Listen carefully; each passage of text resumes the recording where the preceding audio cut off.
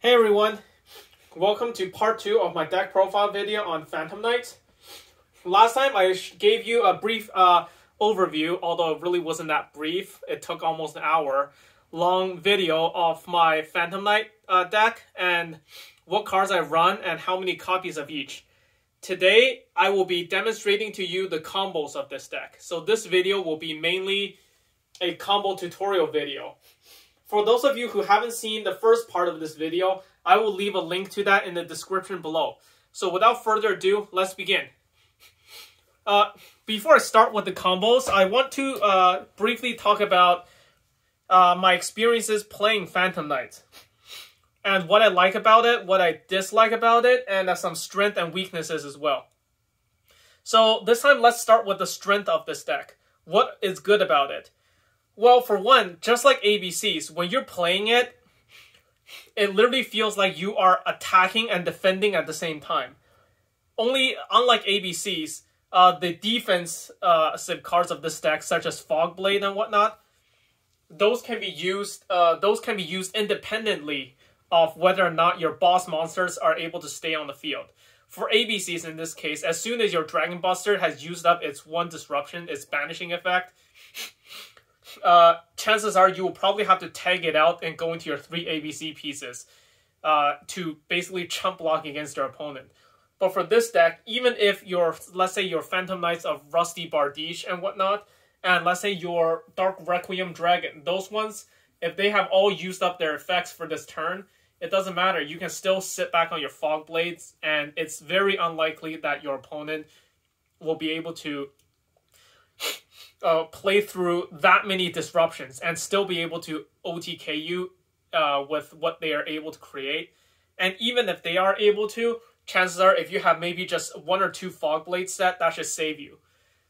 And what I also like about this deck is that it's able to transition from offense to defense really quickly.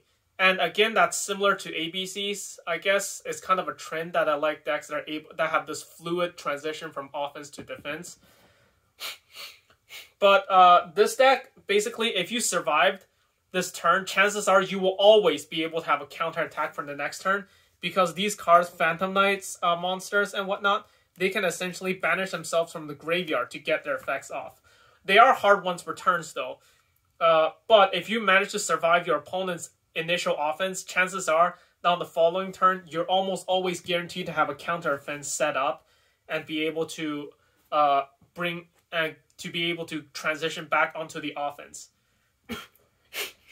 So what makes this deck different, and in my opinion much better than ABCs, is that no card in this deck is a brick. Every card in this deck is something that you want to be able to draw and get into your hand.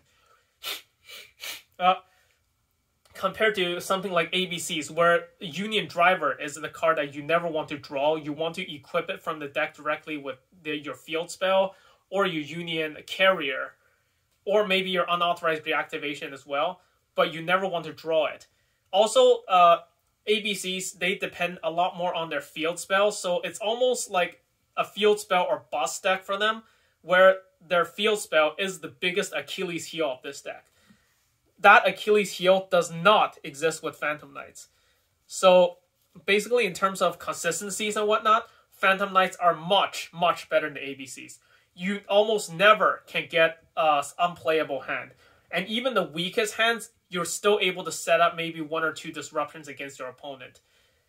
And for perspective, the optimal opening hand for ABCs, for my ABCs, which requires a 2-card combo, and surprise, surprise, requires you to have the field spell as well, would still only be able to end up on maybe 2 disruptions for the following turn. That might be enough, that might not. It depends on which deck you're playing against. And also, finally, Phantom Knights, they're also really good at playing through interruptions.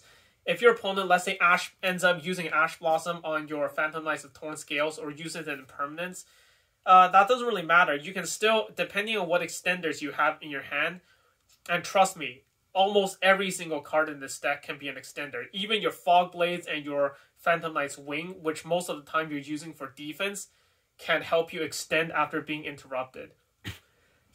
So just based on that, I would say that this deck overall is indeed stronger than my ABC deck. But like all decks, obviously this deck must have a weakness. And I guess that is a reliance in the graveyard. So this comes in two ways. One, Phantom Knights need to get their monsters to the graveyard as soon as possible. You don't want your monster to get banished outright. However, you cannot not banish them either. So either a Masculine Darklaw, a Dimensional Fissure Macrocosmos will stop this deck. And also, something like an Artifact Lancia, which just straight up prevents banishing altogether, will also negatively affect this deck. But overall, those are weaknesses that most decks would struggle against, and not just Phantom Knights. So, in this regard, I would say Phantom Knights, they're no less resilient and able to play through this than any other deck is able to. But anyways, that's just my 2 cents. You feel free to disagree if you want in the comment section below. But with that said, let's get into the deck profile.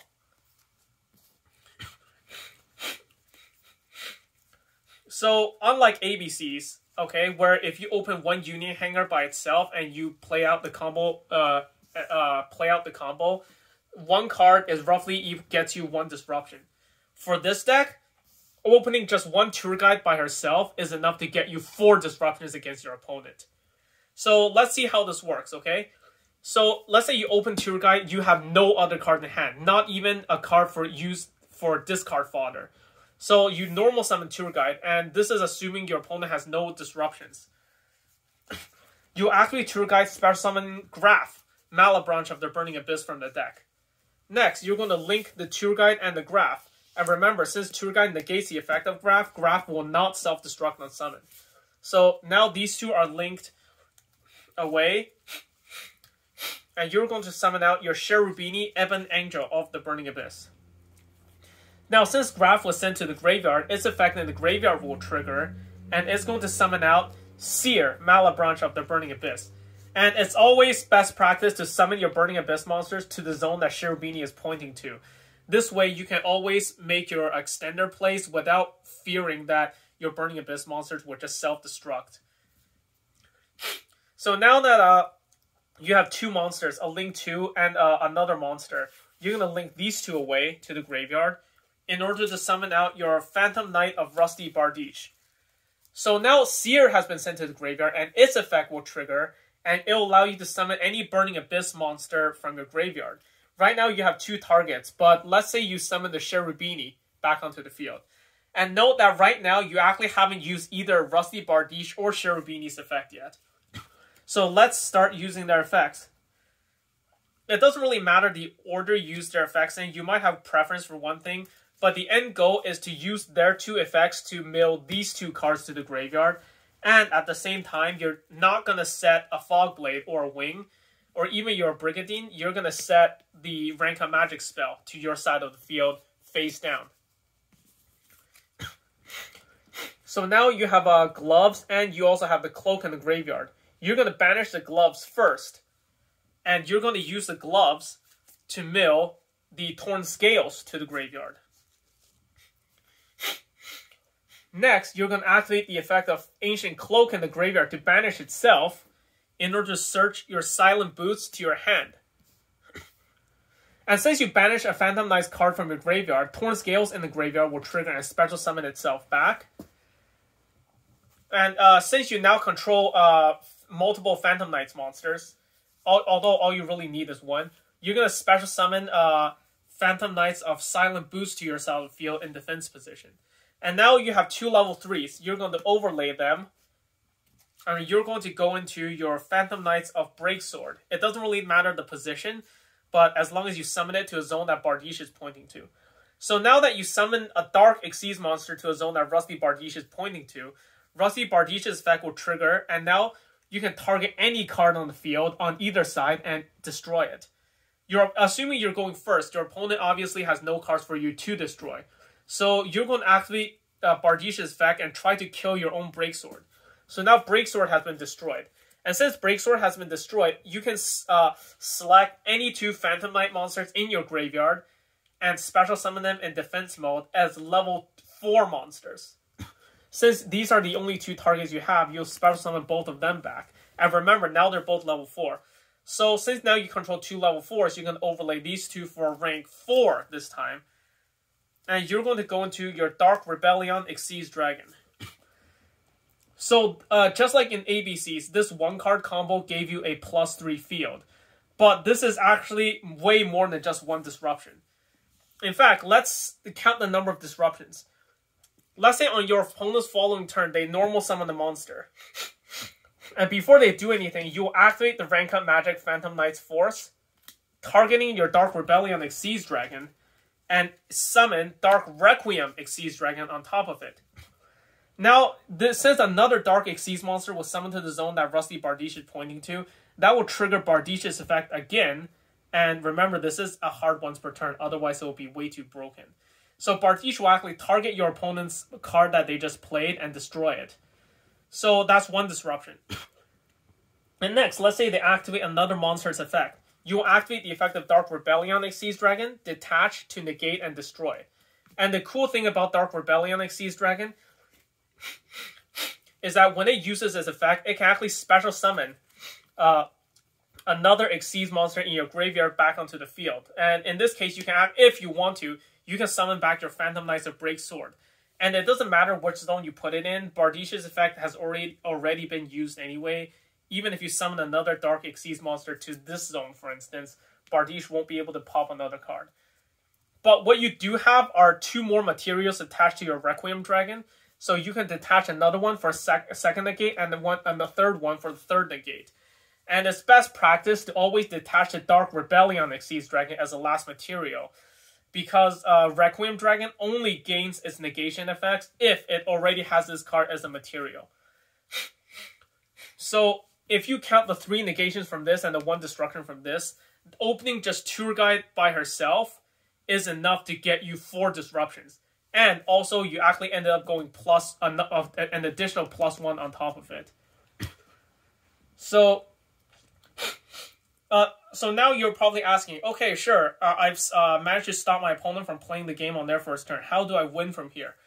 Well, including all of this, this is actually just under 8,000. These 4 monsters combined just under 8,000, assuming you don't use any of their effects. But obviously, you have Torn Scales and Silent Boots in the graveyard. So on your next turn, okay, you draw for turn. It doesn't matter what you draw. But you're going to banish the Silent Boots to search another Phantom Knight spell trap card to your hand. It doesn't matter. Let's say you search Fogblade. And the reason why I say the card you search doesn't matter, because that's mainly just to trigger the Torn Scales in the graveyard. Now you're going to use the effect of Cherubini or Rusty. It doesn't matter. But regardless of what effect you use, your goal is to put the Ancient Cloak to the graveyard. Now you banish the Ancient Cloak to search for another copy of Silent Boots to your hand. And now you'll special summon the Silent Boots. And you'll overlay these 2. You'll overlay these 2 over here, let's say. And you're going to go into your Breaksword. And now, if your opponent has tried to set up some defense in place for their turn, doesn't matter. Use Bardiche to pop one of their cards. And then you activate Breaksword's effect. It doesn't matter to what you detach, but to target itself and another one of their cards, defensive cards, and destroy both. So now Breaksword hit the graveyard again. And Breaksword, obviously, as we saw before, will summon these 2 cards back as level 4s. Now you're going to overlay these 2 for your Raider's Knight. And now you'll activate Raider's Knight's effect to detach 1 material and go into a self-sufficient rank up into Arc Rebellion Exceeds Dragon. And when going first and you want to stop your opponent from playing, Dark Requiem is better. But now that you've already done that, your Arc Rebellion will be the true MVP to finish your opponent off. You're going to detach this, and now it's going to gain the attack points of every monster on the field. So that's 3,000 from Requiem Dragon, 2,000 from Breaksword, 2,100 from Rusty Bardiche, and an additional 500 from Cherubini. And in addition, since it has a Dark Exceeds material attached to it, all other monsters' effects on the field on your from both sides, including those on your opponent, are negated as well. So this one card now has, and I'm gonna use I'm gonna use this quote again, over 10,000 attack points. And if this attacks your opponent directly, chances are they're gonna lose straight up. And even if you don't hit direct, even if they have another monster on the field, it doesn't matter. Arc Rebellion will gain the attack points of their monster as well, and will be able to just run right over it like a hot knife through a block of cheese. So yeah, that's literally like how you OTK your opponent with this deck. But ultimately, remember that all this started by you opening Tour Guide. Let's see what else you can get out of this combo if you open like a Tour Guide plus, say, a Fog Blade. So again, you're going to normal summon the Tour Guide. And again, you're still going to special summon your Graph Malebranche of the Burning Abyss to your side of the field. You're going to also, again, link these two. And you're going to go into your Cherubini Ebon Angel of the... you're going to go into your...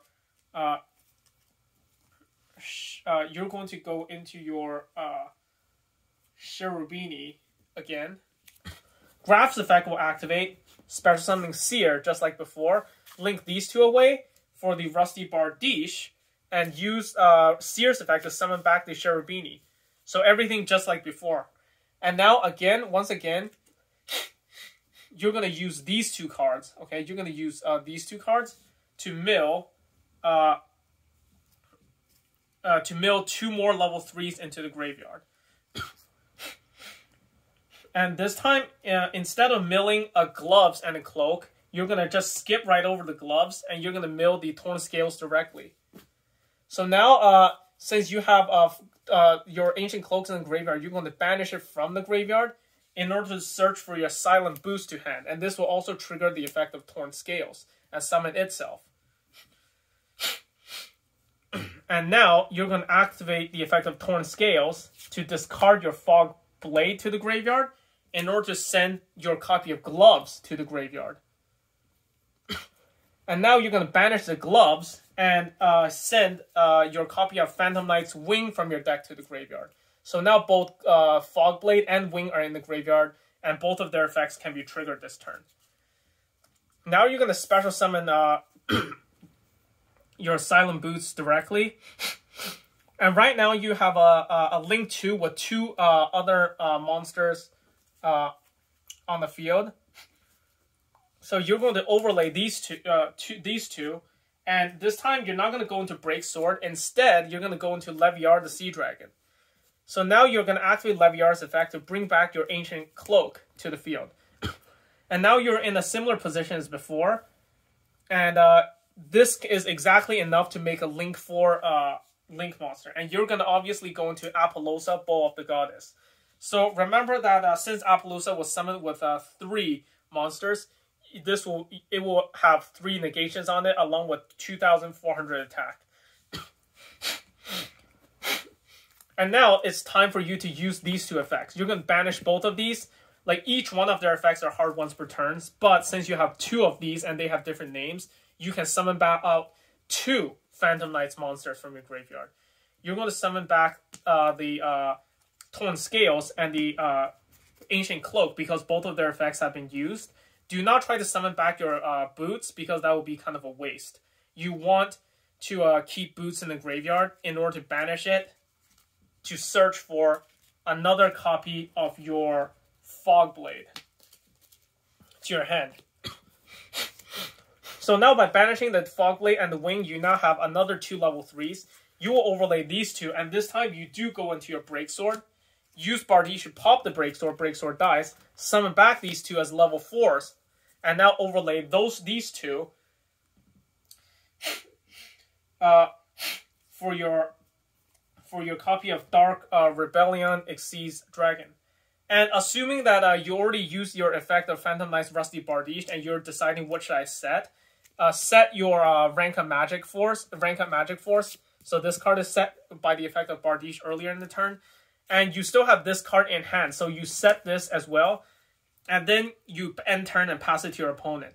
So let's count how many disruptions this field is just by opening 1 extra card. So let's say your opponent, again, they make the same play. They normal summon or like play a card, and that remains face up on the field, like a normal summon perhaps.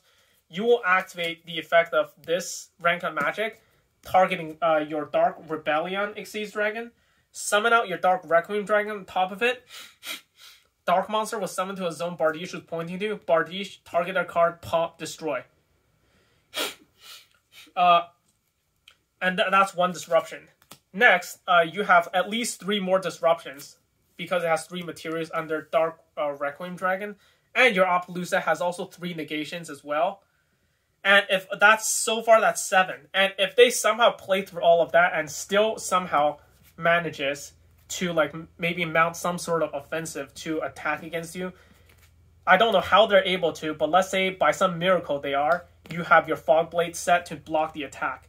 And next turn, as I stated earlier in this video, you easily have the resources with which to create a counterattack with. So yes, that's the second combo. The next few combos I will go into, okay, it will not involve opening Tour Guide. It will involve opening this card. And the reason why opening this card is not quite as good as opening with Tour Guide is that Torn Scales, it requires a discard fodder. Okay, it's not completely self-sufficient, but the discard fodder, it can literally be anything. It doesn't have to be a Phantom Knights card. So let's say hypothetically the card you open with was Forbidden Droplets. You're going first. You don't have any use for Forbidden Droplets in because it's not technically a combo piece. So let's say you open with this and some random fodder card that is literally just in your hand for discarding purposes. And you'll normal summon the Torn Scales. Activate Torn Scales' effect. Discard this to the graveyard in order to mill the Ancient Cloak to the graveyard. And while I did mention that, it doesn't matter what the discard fodder is, if you actually happen to have another Phantom Knights card, let's say a Torn Scales, let's say an Ancient Cloak, or maybe a Silent Boost, possibly even a Ragged Gloves, that is actually much better than if you just open a generic card that doesn't do anything. But even if you open just this, that is still enough to get you like pretty much a full combo on the same level as if you had, say, open Tour Guide by itself. So anyways, now you have an Ancient Cloak in the graveyard and another card that doesn't do anything, but you're going to banish this card in order to search for your Silent Boots to your hand. Now you're going to special summon the Silent Boots. Now you're going to link these two away. And again, you're going to go into your Cherubini, Ebon Angel of the Burning Abyss.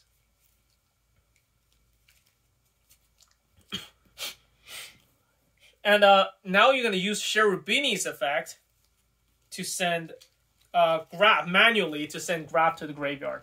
The reason this combo is not as good is because now, due to the Cherubini, since it was summoned off of these two, you have to use the effect to manually send Grab to the graveyard. Whereas before, with the Tour Guide combo, you were able to use Cherubini to send something else. So anyway, since this is still fine, it's not a huge difference, but Grab's effect will obviously activate and summon out the Seer to the zone Cherubini is pointing to. Again, you're going to link these two to the graveyard for the same one and only Phantom Knight's Rusty Bardiche, and obviously the Seer's effect will summon back the Cherubini back. And right now,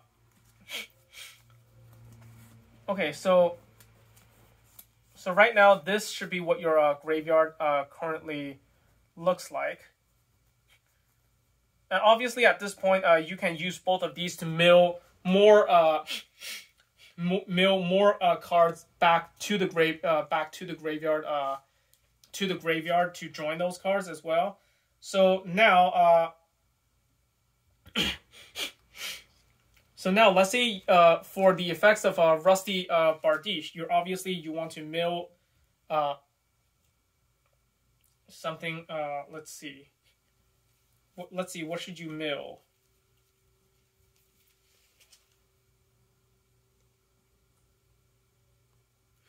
let's see. So you're going to use your bardiche to actually mill. At this point, you're going to use it to mill a copy of the Ragged Gloves to the graveyard. And you're going to use the gloves. You're going to use this effect to set the rank up magic spell card. You're going to use it to set this to your side of the field and face down. And now you're going to banish the gloves from the graveyard. And this time, it's important. Gloves also says send one Phantom Knight's card, not monster. So you're actually going to use your gloves to send your wing to the graveyard. And this will actually trigger off your Torn Scales and summon itself back.